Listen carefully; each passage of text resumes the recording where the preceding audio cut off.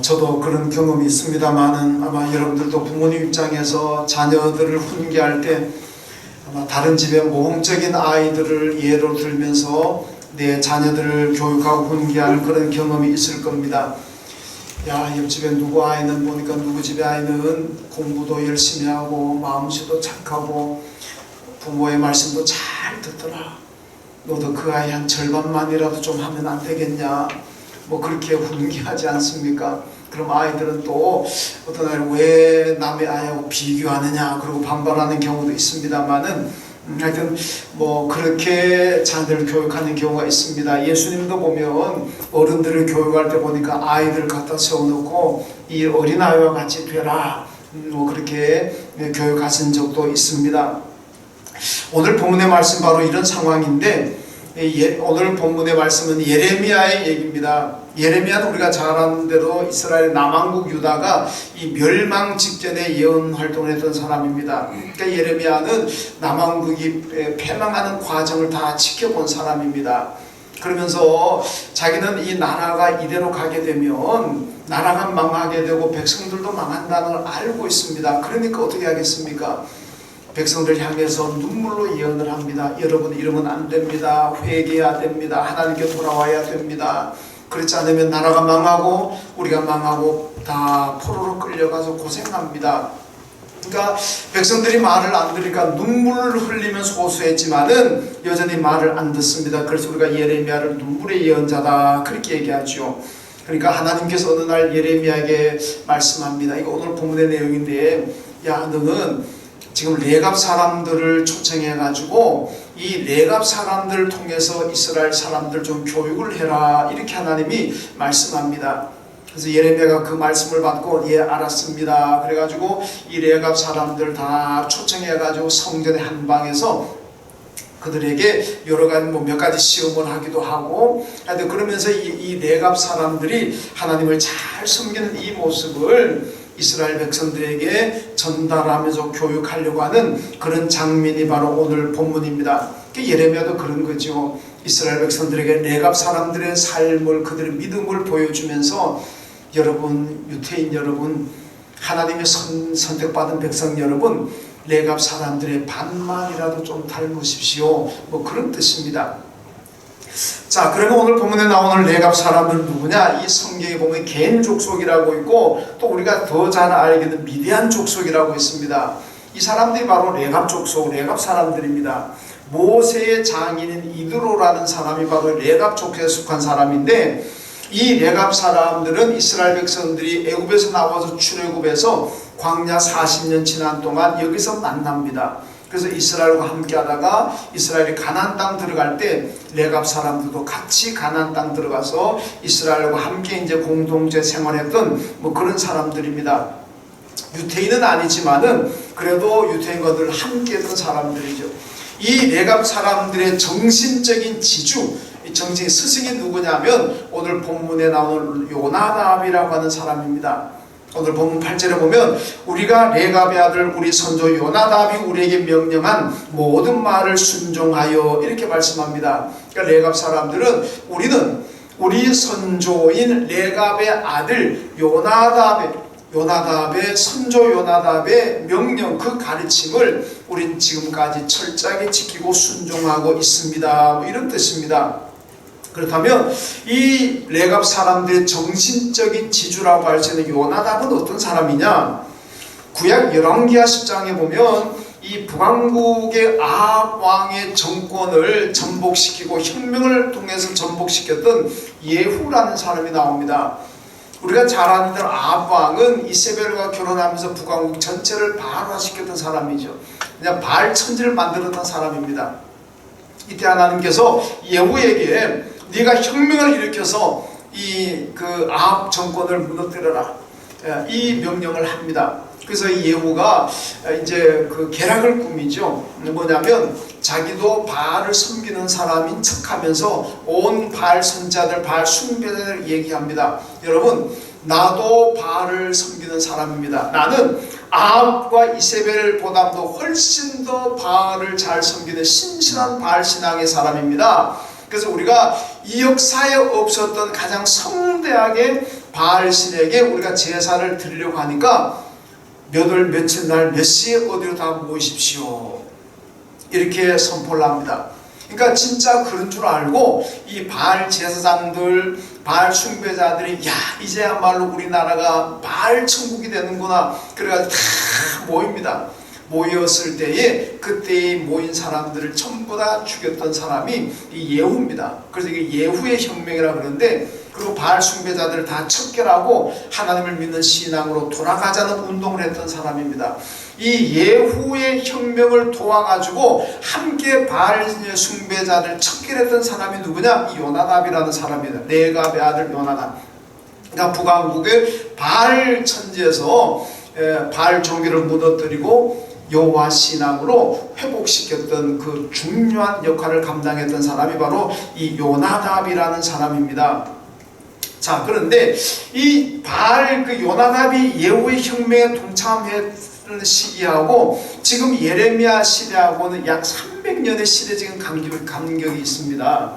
거의 한 270년 내지 280년 전에 요나답이 예후 혁명과 함께고, 그때 요나답이 가르친 내용이 오늘 본문에 보면 300년 가까이 흐른 지금도 이 레갑 사람들이 잘 지키고 있습니다.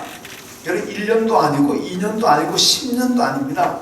300년 전에 자기 선조 요나답이 명령하고 가르쳤던 그 신앙의 가르침들을 300년이 지난 지금도 이 레갑의 사람들이 철저하게 잘 순종하고 있습니다. 여러분 예레미야가 오늘 이스라엘 백성들에게 교훈하고 있는 건 바로 그겁니다. 야, 레갑 사람들은 하나님의 말씀도 아니고 자기 선조의 말씀도 이렇게 300년 동안 이렇게 철저하게 지키는데, 너희들은 어떻게 해서 하나님의 말씀인데도 300년 고사하고 몇 달을 못 가느냐, 이런 얘기입니다. 그러면서 오늘 보면은 이 레갑 사람들이 자기 선조 요나답이 가르쳤던 세 가지 명령, 이 세 가지 명령이 무엇이라는 것을 얘기하고 있고 그 명령을 철저히 지킨다는 것을 말씀하고 있습니다. 여러분 우리가 오늘 이 시대를 살아가면서도 이 세 가지 명령을 잘 우리가 귀담아 듣고 그 정신을 이해한다면 우리도 하나님을 잘 섬길 수 있습니다. 여러분 이 세 가지 의미를 잘 되새기면서 하나님 잘 섬기시길 주님의 이름으로 축원합니다. 자, 첫 번째 가르침 뭐냐? 첫 번째는 포도주 금지입니다. 포도주를 금지하라. 포도주를 마시지 말라. 오늘날로 말하면 술을 마시지 말라, 그 얘기입니다. 본문 5절과 6절을 보면 예레미야가 포도주 술잔을 놓고 이 사람들에게 레갑 사람들에게 마시세요 이렇게 하나님께서 예레미야에게 야 레갑 사람들 초청해가지고 술을 한번 권해봐라, 마시는지 안 마시는지 한번 시험해봐라 그럽니다. 그러니까 예레미야가 알겠습니다. 그리고는 레갑 사람들 다 초청해가지고 뭐 술상 뭐 요즘 말로 거하게 차렸을 거 아닙니까? 안주도 최고급으로 하고 술도 뭐가 좋은지는 제가 잘 모르겠습니다만은 하여튼 좋은 술을 갖다 놓고 자 여러분 마음껏 한번 드세요 그랬습니다. 야 보통 같은 이게 웬 떡이냐 그러고 마실 수 있을 것 같은데 레갑 사람들은 아닙니다. 우리는 300년 전에 우리 선조 요나답이 포도주 금지, 술을 금지했기 때문에 우리는 술을 안 마십니다. 우리는 영원히 술을 안 마십니다. 그러면서 사양합니다. 여러분 창세기 보면 노아 얘기 나오잖아요. 노아가 누굽니까? 그 당시에 의인입니다. 여러분 노아가 얼마나 의인입니까? 그런 노아도요 벌거벗은 추태를 보이잖아요. 거기다가 그것 때문에 결국 자기 아들 함의 자손들이 저주받는 이런 끔찍한 비극적인 상황이 일어나잖아요. 이 모든 일들의 원인을 제공한 게 뭡니까? 술이잖아요. 술. 노아가 포도주를 마시고 술 취하기 전에는 그렇게 인사불성되고 그렇게 타락하지 않았습니다. 그런데 왜 술을 마셨는지 모르겠지만은 하여튼 포도주를 강하게 마시고 술이 취하고 나니까 그런 불미스러운 일들이 일어나고 그것 때문에 자기 아들 함의 자손이 결국 저주받는 이런 일들이 일어나고 말았습니다. 이게 뭡니까? 술이라는 것은 경건생활에 도움이 안 됩니다. 왜 요나답이 자기 자손들에게 영원히 술을 마시지 말라 그랬느냐? 술 마셔가지고는 하나님을 제대로 섬길 수가 없다는 거예요.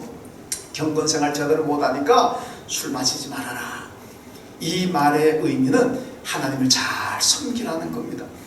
이런 미국이나 유럽의 기독교인들은 술을 자유롭게 한다 그러잖아요. 뭐 교회에서 술 금지 법을 정하는 것도 없습니다. 그렇지만은 그런 나라들도 경건주의자들은요, 술 입에도 안 됩니다. 정말 내가 경건하게 하나님을 섬기겠다는 사람들은 술 입에 안 됩니다. 예.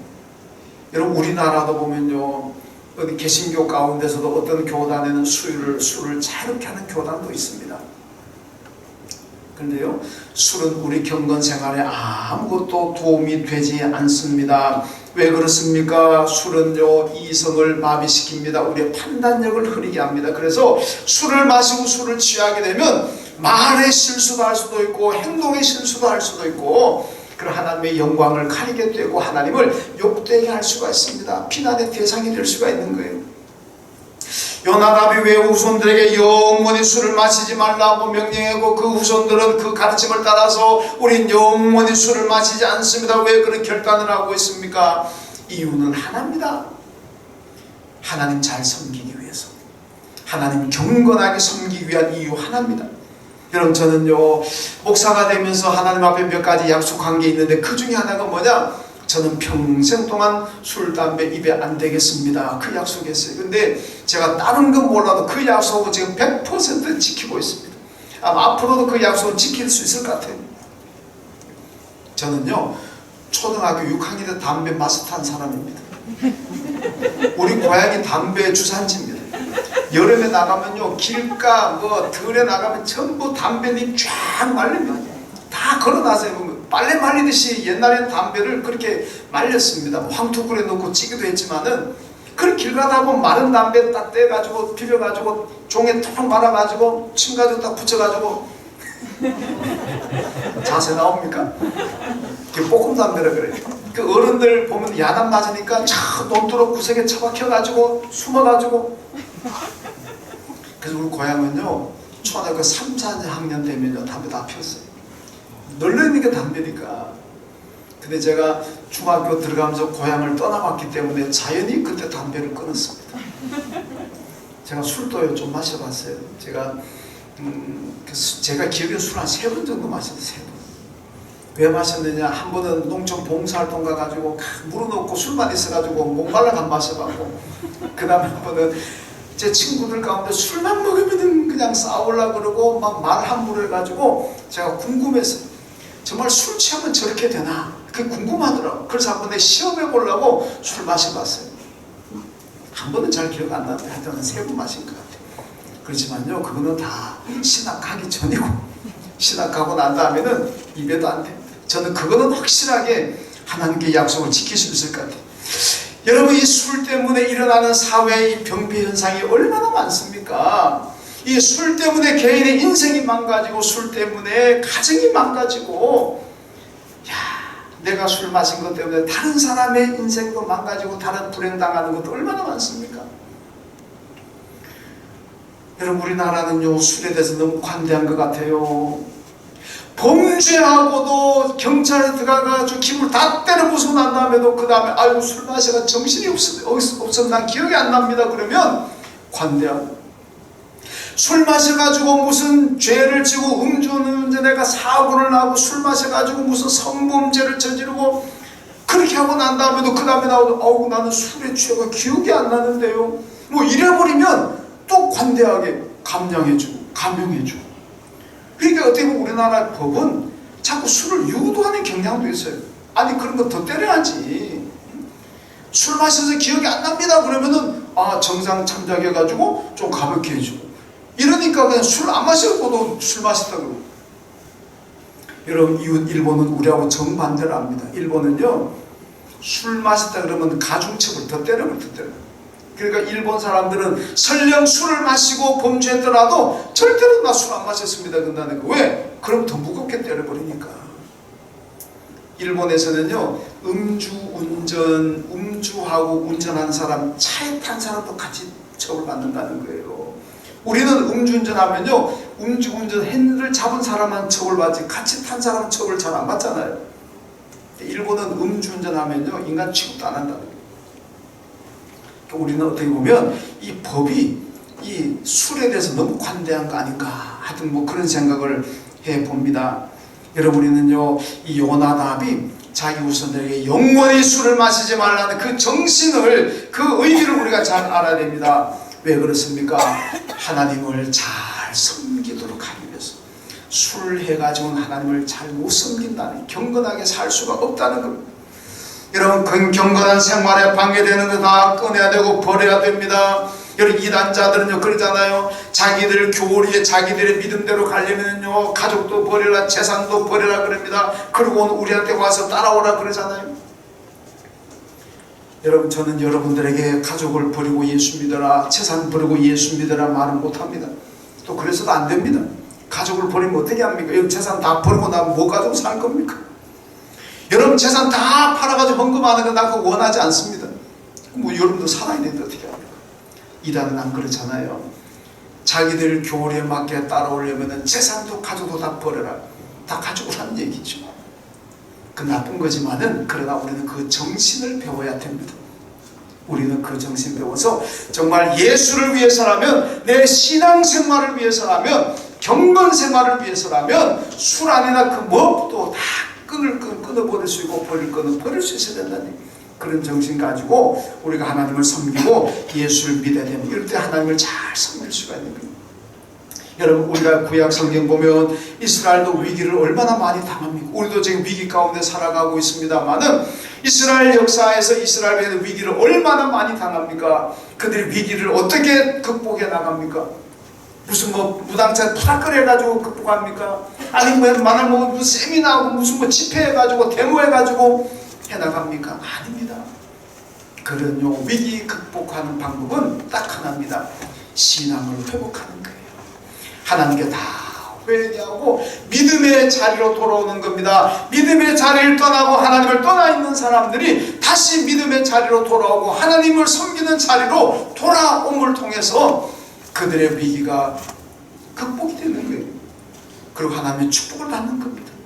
여러분, 우리는 지금 국가적으로도 위기고 세계 질서도 위기를 당하고 우리 개인적으로도 많이 어렵습니다. 이럴 때 우리가 회복하고 극복해 나가는 방법을 여러분들은 어디에서 찾으십니까? 신앙 회복에서 찾아야 될 줄로 믿습니다. 다시 믿음의 자리로 돌아와야 되고 회개의 자리로 돌아와야 되고 여러분, 기도의 자리로 돌아올 때에 진정으로 우리는 이 위기를 극복할 수가 있고 이 어려움을 이겨낼 줄로 믿습니다. 그러기 위해서는 경건생활 잘 해야 되는 거예요. 경건생활 방해되는 거 다 끊어야 됩니다. 오늘 보면 두 번째 가르침은 농경을 금지하고 있습니다. 농사를 하지 말아라 이 얘기입니다. 7절 말씀 보니까 파종을 하지 말며 포도원을 소유하지 말라. 그리고 9절 말씀에 보니까 포도원이나 밭이나 종자도 가지지 말라. 이게 뭡니까? 농사 짓지 말라는 거예요. 그럼 농사 안 짓고 그럼 뭐 가지고 먹고 사느냐? 유목생활 하라는 겁니다. 그러니까 요나답은 자기 자손 후손들에게 여러분, 영원히 농사를 짓지 마세요. 우리나라는 농자가 천하지 대본이라고 그랬잖아요. 지금은 아니면 옛날에 농사가 최고라고 그랬잖아요. 그 최고의 농사를 왜 요나답은 자기 후손들에게 농사 짓지 말라 그랬느냐? 그 이유가 뭐겠습니까? 여러분, 이건요 종교와 관계됩니다. 가나안은요, 이스라엘이 들어간 가나안은 많은 신들이 있지만 그 가운데 주신이 누구냐? 바알신입니다. 바알은 무슨 신이냐? 농경신입니다. 농사의 신입니다. 여러분, 우리는 지금은 이 신관도 진화가 되어가지고 고등신관 아주 지금 우리 신관은 하나님은 다 전능하신 분이잖아요. 하나님은 무슨 전쟁이고 병치료고 무슨 경제고 다 하시는 분입니다. 그런데 옛날 고대인들이 가진 신관은 원시적인 신관입니다. 그러니까 신들도 자기 영역이 있다는 거예요. 병을 났을 때는 어느 신을 찾아가야 되고, 농사를 지을 때는 어느 신을 찾아가야 되고, 전쟁할 때는 어느 신을 찾아가야 되고, 이런 식입니다. 사업할 때는 어떤 신을, 아이를 많이 낳으려면 어떤 신을 찾아가야 되고, 그게 다산의 신 이렇게 얘기하잖아요. 그게 고대 신관. 그러니까 이스라엘 백성들도 어떤 신관을 가지고 있느냐? 전쟁할 때는 하나님을 믿어야 돼. 하나님을 전쟁의 신으로 알고 있습니다. 시편 24편 8편에 보니까요, 8절에 보니까 영광의 왕이 누구시냐? 강하고 능한 여호와시오 전쟁에 능한 여호와시로다. 이스라엘은 자기를 믿는 하나님은 전쟁의 신으로 알았습니다. 왜? 전쟁할 때마다 이기잖아요. 전쟁할 때 이기니까 우리 하나님은 전쟁에는 뛰어난 하나님이구나. 그래서 전쟁할 때는 하나님을 섬기고, 반대로 가나안 땅 들어가서 농경 문화 들어가야 돼요. 농사 지을 때는 농사의 신은 바알이니까 바알을 섬겨야 농사를 잘 짓겠구나. 이렇게 해가지고 농사 지으면서 바알을 섬기는 거예요. 그래서 여러분 그 북왕국이 바알을 많이 섬겼잖아요. 왜냐? 북왕국 농경 지역입니다. 그 이스라엘 평야가 굉장히 넓은데 다 농사잖아요. 그러니까 북왕국이 농사를 많이 지으니까 바알도 많이 섬기는 거예요. 여러분, 그런데 레갑 사람들은요, 요나답은 이걸 압니다. 가나안은 농경의 신 바알을 섬기는 곳이기 때문에 자기 후손들이 만약에 농사를 짓게 되면 내 후손들도 어쩔 수 없이 또 언젠가는 바알을 섬기게 되겠구나, 이래가지고 바알 섬기는 것을 미리 차단하기 위해서 내 후손들은 영원히 농사를 짓지 말아라, 그렇게 가르친 겁니다.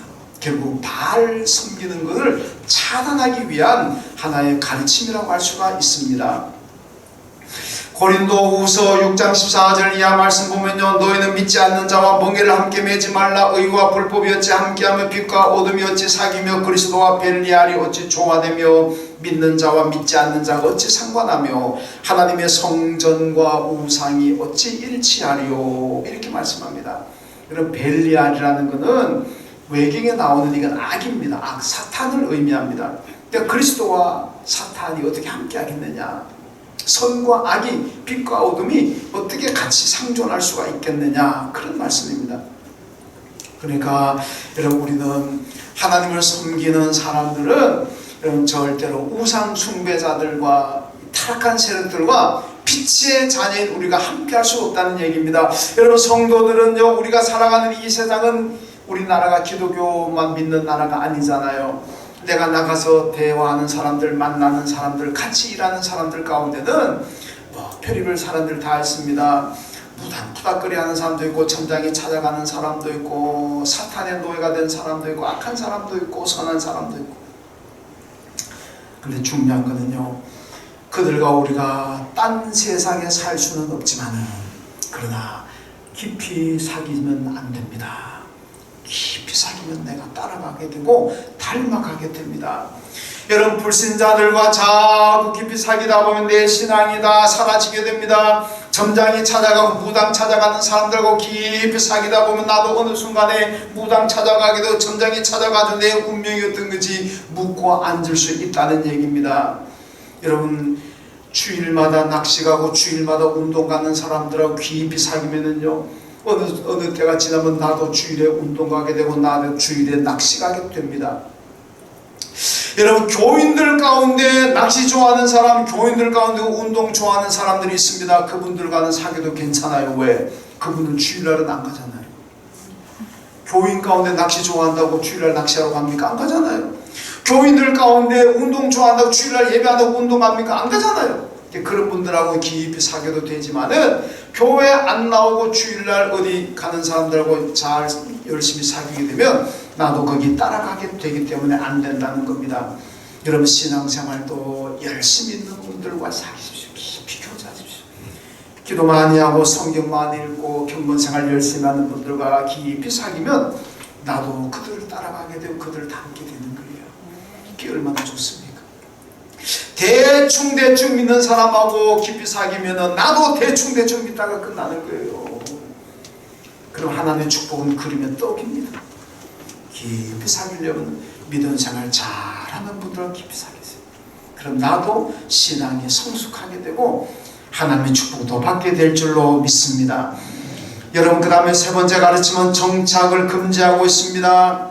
오늘 7절 말씀 보니까 너희가 집도 짓지 말며, 9절에 보니까 살 집도 짓지 말며, 10절에 보면은요, 우리가 장막에 살면서 우리 선조 요나답이 우리에게 명령한 대로 다 지켜 행하였습니다, 이렇게 말씀하잖아요.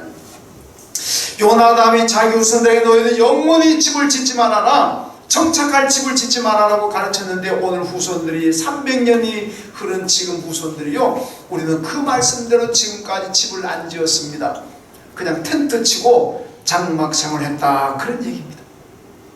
여러분, 제가요 2012년도 우리 교회에서 안식년 휴가 줘가지고 우리 4식구가요 유럽의 6개 나라를 텐트 가지고 가가지고 캠핑 생활을 한 20일 가까이 했습니다. 한국에서 텐트 가지고 왔어요. 그래서 6개 나라의 캠핑장을 돌면서 텐트 치고 그래서 밥에 먹고 그렇게 생활을 해봤는데, 여러분, 유럽의 그 캠핑장은 시설이 굉장히 좋습니다. 잔디가 쫙 깔려있고 전기 이 샤워 시설, 화장실 정말 잘 돼 있어요. 그 가운데 제가 특별히 기억에 남는 거는 그 룩셈부르크의 캠핑장은 정말 좋아요. 그랬습니다. 그 요즘 가끔 제가 우리 식구들한테 그래봐요.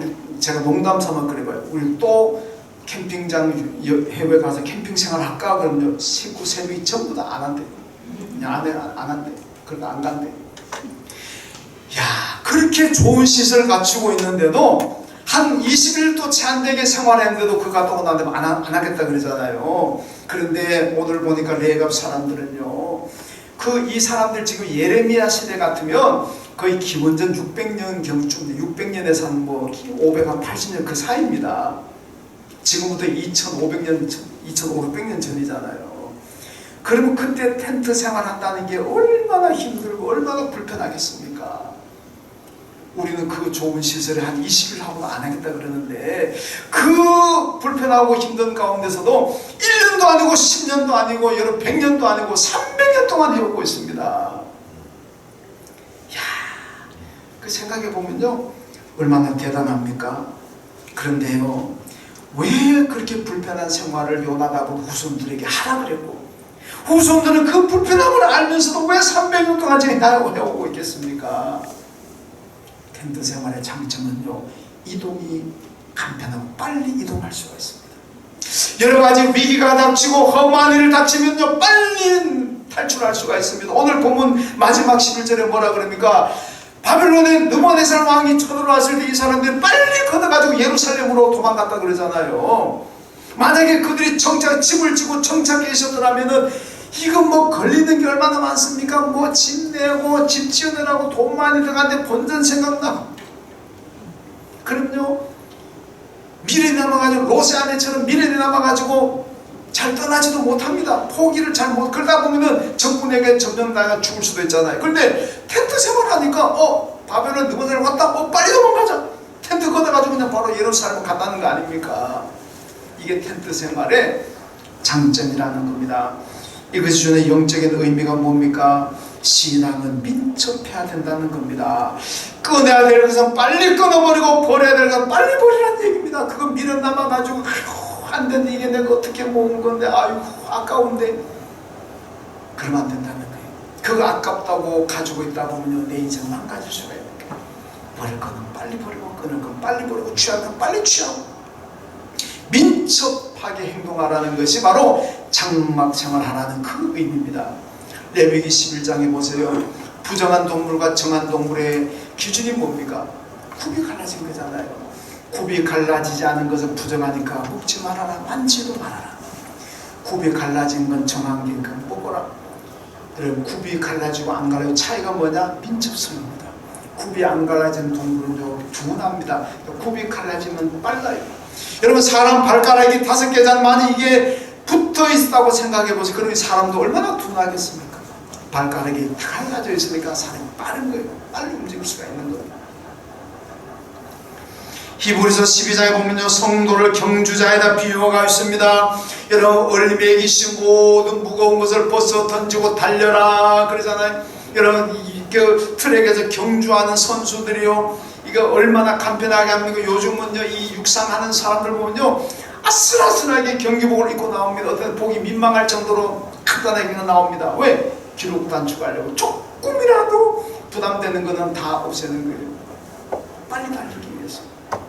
그런데 경주하는 사람이 배낭 미고 나오고 무슨 겨울 파카 그런 두꺼운 옷 입고 무슨 구두 신고 그렇게 나와가 달려가지고 되겠습니까? 꼴등만 더 놓고 하는 거지. 간편해야 된다는 얘기입니다. 여러분, 히브리서 12장에 보니까요, 뭐라 그럽니까? 성도 경주자니까 다 벗어 던져라. 우리에게 무거운 짐 다 벗고 달려라 신앙의 경주자가 되라. 그 얘기입니다. 세상의 욕심과 탐욕과 이 욕망들, 이걸 우리에게 얼마나 무겁게 누르고 있습니까?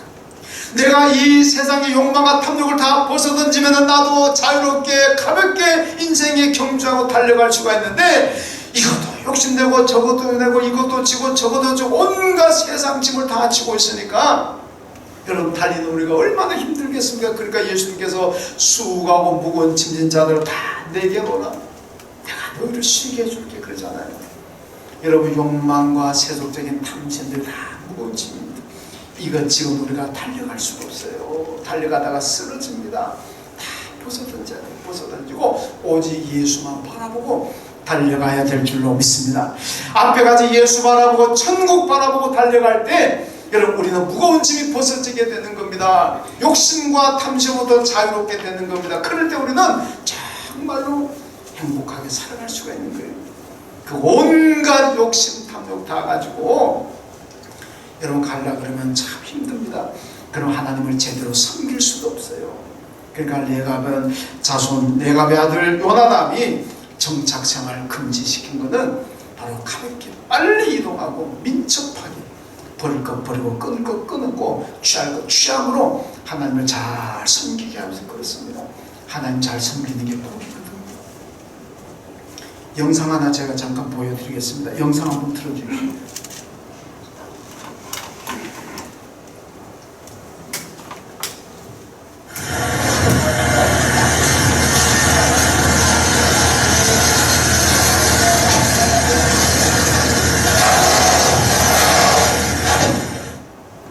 무슨 장면이죠? 공장에 불 나는 장면이고 불자동차 와가지고 불 끄는 장면입니다. 제가 왜 보여드릴게요? 이제 설명할게요. 우리 코로나19가 코로나 때문에 새벽기도 잠시 멈췄다가 다시 시작했잖아요. 그때부터 교원들 새벽기도 쭉 나오고 계시는데, 우리 특별히 우리 송강우 집사님 또 부인 되시는 이원미 집사님 새벽기도 매일 거의 안 빠지고 나오십니다. 열심히 나오십니다. 근데 지난 수요일날은 송사님 새벽기도를 안 나오셨더라고요. 그래서 저는 그냥 못 일어나셨나, 바쁜 일이 있으셨나 그냥 그렇게 지나갔는데, 어저께 송사님 교회 방역하러 오셔가지고 목사님 제가 수요일날 새벽기도 못 나왔습니다. 왜 못 나오셨습니까? 그랬더니 그날 수요일날 새벽에 송사님 새벽기도 오신다고 차를 가지고 나온 거예요. 차를 가지고 교회 가서 새벽기도 새벽 예배 드린다고 차를 가지고 나왔는데, 한참 가다 보니까 교회 가는 게 아니고 자기 공장이 있는 권사님 집 가는 그 도로 있잖아요. 안녕하십까지 그 도로를 타고 있더라는 겁니다. 내가 왜 이러지? 아니, 나 지금 교회 새벽기도 가려고 교회 나왔는데 왜 지금 내가 지금 공장 가는 길 지금 가고 있지? 참 이상하다. 왜 그러지? 그러고는 다시 돌아가려고 보니까 빠지는 길도 마땅치 않고 다시 돌아가지고 교회 가봐도 이미 새벽기도 끝날 시간 되어가지고 그냥 송사님이 그냥 오늘은 그러면 회사 가가지고 기도해야 되겠다 그렇게 생각하고 그냥 회사로 그냥 가셨다는 겁니다. 공장 근처 간데 보니까 집사님 그 플라스틱 공장 하시거든요. 가서 보니까 공장인데 불이 났다는 거예요. 지금 뭐지? 근데 가까이 가서 보니까 자기 공장 불 나는 게, 지금 송장 공장 불 나는 겁니다. 지금. 예. 얼마나 놀랬겠습니까? 그래서 가가지고 119 전화해가지고 막 오라 그러고, 보니까 동네 주민들이 이미 불 나니까 주위에 나와 있었대요. 나와 있는데 보니까 그 공장에 불이 났는데 그 옆에 식당 건물 있고 그 옆에 그 직원들 또 숙소가 있습니다. 송사님 회사 직원들 동남아에서 많이 왔는데 이 양반은 숙소가 옆에 있고, 또 그 옆에 또 물건, 이 플라스틱 물건을 쌓아놓은 또 창고 같은 데가 있고, 이게 만약에 불이 옮겨 붙었다 그랬으면요, 우리 송사님 얘기는요, 인생도 끝났고 사업도 끝나고 다 끝나는 거예요. 그게 인명사고 났다고 생각해 보세요. 그럼 정말 끔찍하잖아요. 그런데 그날 보니까 바람도 안 불어가지고 불길이, 바람불이 옆으로 막 번질 텐데 바람이 안 불었대. 그러니까 불길이 그냥 수직으로 올라갔다는 거예요.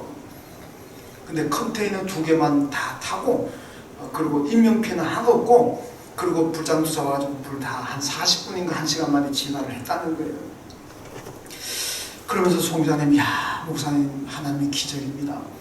저는 분명히 교회 가려고 나왔는데 나도 모르는 사이에 정신을 차리고 보니까 공장 가는 길로 가고 있더라는 거예요. 여러분 이게 상상이 됩니까? 송장님 똑똑한 분입니다. 저분이 장교 출신이에요. 지금 치매올 나이가 아닙니다. 이제 50대 초반장 같이 지났고 사장입니다. 경영하는 분이 그렇게 이 헷갈릴 정도로 그런 분이 아닙니다. 네. 그런데 그날은 교회 온다고 차를 운전해 나왔는데 정신을 차리고 보니까 교회 가는 거 지금 공장 가는 길로 가고 있더라는 거예요. 여러분 이게 상상이 됩니까? 누가 이렇게 하셨겠습니까? 하나님 하신 거예요. 그 인간의 힘을 어떻게 하겠습니까? 어떻게 인간은 것도 그래서 제가 보니까요. 하나님은 교회에 오는 사람도 믿기게 다치는 교회 못 오게 만들어가지고 그 현장으로 가게 하셨구나. 만약 집사님이 조금만 늦게 가시면 한 몇 분만, 불이 나면 1, 2분이 얼마나 귀한 타임입니까? 몇 분만 늦게 가셔서도 여러분 다 끝날 수도 있습니다. 완전히 잿더미로 변할 수도 있어요. 그런데 교회에 오려고 나온 집사님을 하나님께서 그 틀을 가지고 공장으로 가게 만드셔가지고 불이 좀 컨테이너 2개는 없어졌습니다. 어차피 공장으로 옮겨갈 건데 하나님이 다 해결하셨다는 얘기죠. 이게 뭡니까? 집사님이요 기도 많이 하시고 교회 충성하시고 믿음 생활 잘 하시니까 하나님께서 우리 지켜주신 줄로 믿습니다. 여러분 하나님 잘 섬기십시오. 오늘 보니까 요나답이 포도주를 금지하고 농경을 금지하고 청착을 금지한 거는 그 왜 이렇게 금지시켰느냐? 하나님의 이유는 하나예요. 하나님 잘 섬기도록 하기 위해서. 하나님 잘 섬기면은 그게 하나님께 받는 복이니까 그런 겁니다. 여러분 하나님 잘 섬기시면 여러분의 앞길도 인도하시고 가정도 인도하시고 일터도 인도하시고 사업장도 인도하실 줄로 믿습니다. 하나님 감사합니다. 오늘 레갑 사람들의 선조 요나답의 가르침을 따라서 후손들이 300년 동안 하나님을 잘 섬기기 위해서 그 가르침을 따랐던 것을 기억합니다. 하나님, 우리가 하나님 말씀을 따를 때 하나님을 잘 섬기고 또 복을 받게 될 줄로 믿습니다. 레갑 자손들이 요나답의 가르침을 잘 따랐던 것처럼 우리 모두 하나님의 말씀을 잘 따르고 예수의 가르침을 잘 따라감으로 말미암아 이 땅에 살아가는 날 동안 하나님의 은혜 있고 복받으며 살아가는 저희가 되게 하여 주옵소서. 예수님의 이름으로 기도하옵나이다. 아멘.